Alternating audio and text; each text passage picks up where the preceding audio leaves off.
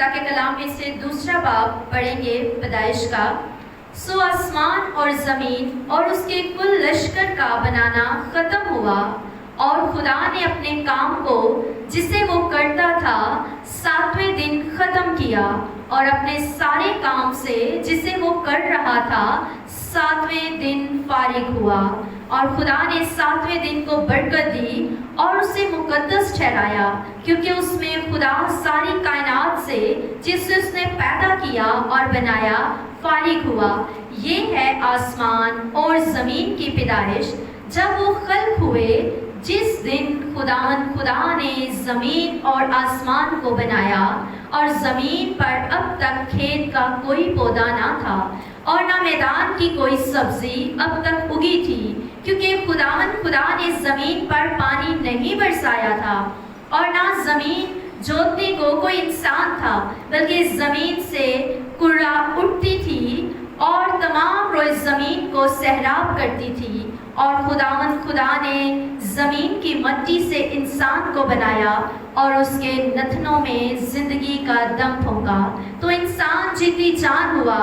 اور خدا نے مشرق کی طرف عدن میں ایک باغ لگایا اور انسان کو جسے اس نے بنایا تھا وہاں رکھا، اور خدا نے ہر درخت کو جو دیکھنے میں خوشنما اور کھانے کے لیے اچھا تھا زمین سے اگایا، اور باغ کے بیچ میں حیات کا درخت اور نیک و بد کی پہچان کا درخت بھی لگایا۔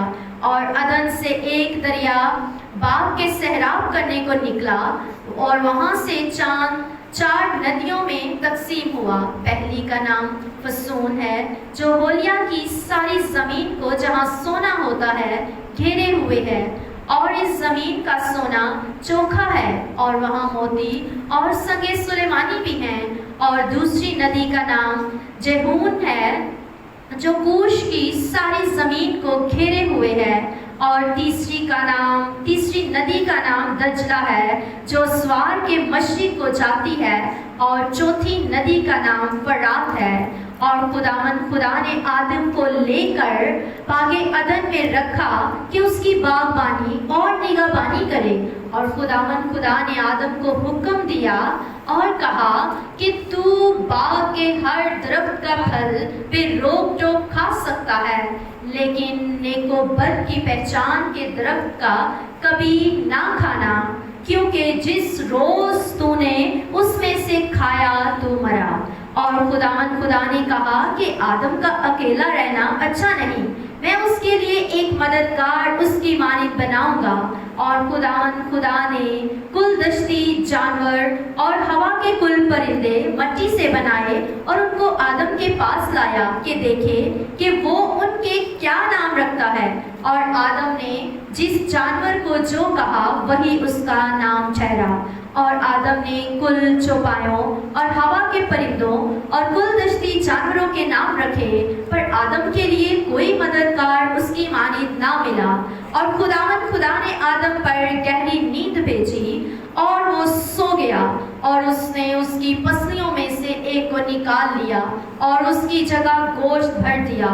اور خدا اس پسلی سے جو اس نے آدم میں سے نکالی تھی ایک عورت بنا کر اسے آدم کے پاس لایا۔ اور آدم نے کہا کہ یہ تو اب میری ہڈیوں میں سے ہڈی اور میرے گوشت میں سے گوشت ہے، اس لیے وہ ناری کہلائے گی، کیونکہ وہ نر سے نکالی گئی۔ اس واسطے مرد اپنے ماں باپ کو چھوڑے گا اور اپنی بیوی سے ملا رہے گا، اور وہ ایک تن ہوں گے۔ اور آدم اور اس کی بیوی دونوں ننگے تھے اور شرماتے نہ تھے۔ آمین۔ پاکلام کا پڑھا اور سنا جانا ہم سب کے لیے باعث برکت ہو۔ خداوند کا شکر ہو۔ آمین۔